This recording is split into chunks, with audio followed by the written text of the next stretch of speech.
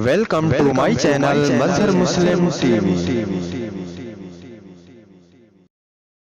बिस्मिल्लाहिर्रहमानिर्रहीम। अस्सलामु अलैकुम व्यूअर्स, मज़ीद अच्छी और इस्लाही वीडियो देखने के लिए हमारे चैनल को ज़रूर सब्सक्राइब कर लीजिए। अगर मर्द एक ऐसी औरत से सोहबत या हम बिस्तरी करे जो उसकी बीवी नहीं है तो ये ज़नाह कहलाता है।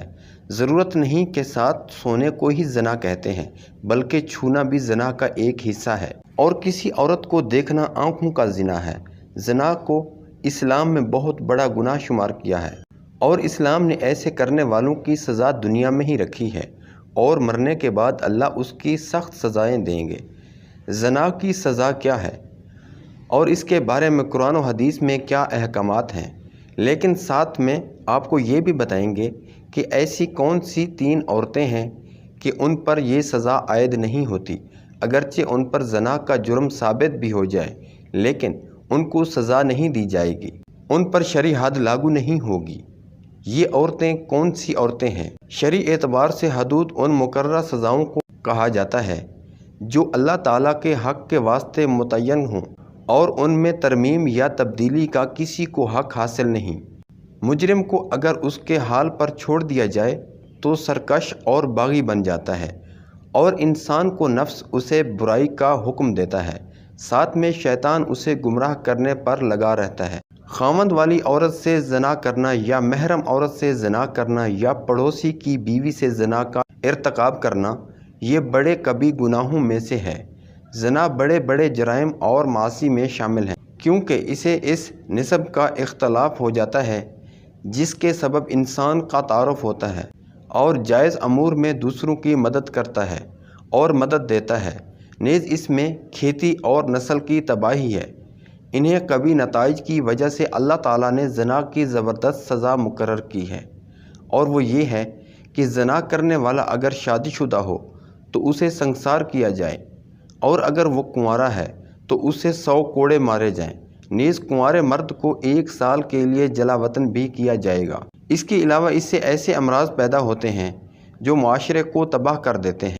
सूरत अल-असरा में अल्लाह ताला का इरशाद, ख़बरदार ज़ना के करीब भी ना भटकना, क्योंकि वो बड़ी बेहयाई है और बहुत ही बुरी राह है। यही वजह है कि उसकी सख्त सज़ा मुकर्रर फरमाई गई है।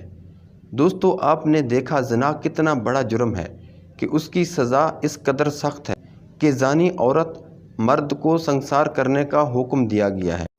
आइए अब आपको हज़रत उमर रज़ी अल्लाह ताला अन्हो के दौर का एक वाक़या सुनाते हैं कि जिस वाक़ये से उन 3 औरतों के बारे में भी वाज़े हो जाता है कि वो कौन सी औरतें हैं जिनको ज़ना के बावजूद उसकी सज़ा नहीं दी जाएगी।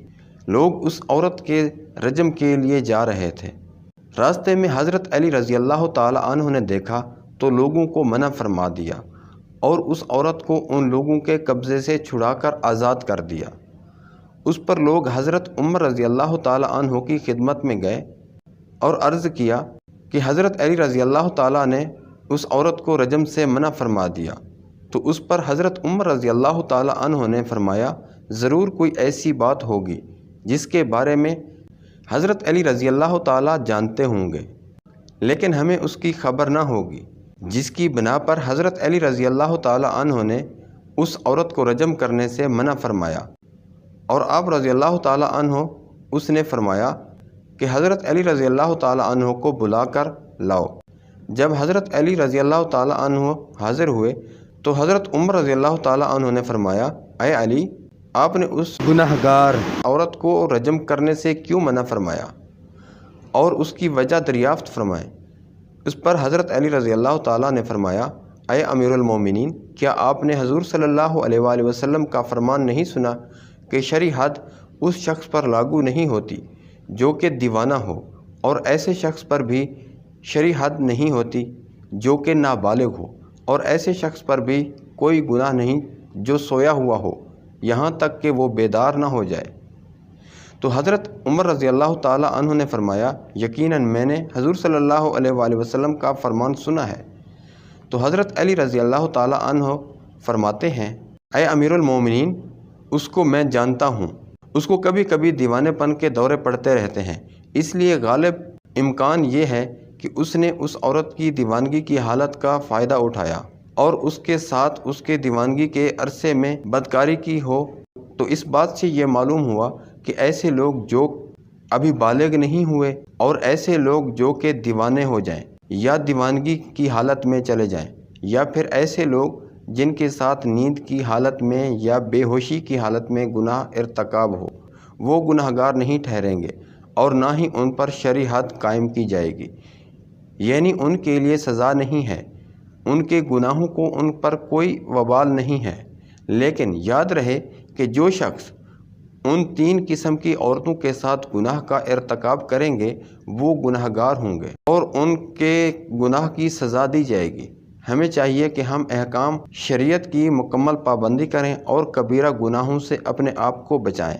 آمین ثم آمین۔ اگر ویڈیو پسند آئی ہے تو ویڈیو کو لائک کیجئے، چینل کو سبسکرائب نہیں کیا تو سبسکرائب کیجئے۔ ملتے ہیں اس سے نئی اچھی اور اصلاحی ویڈیو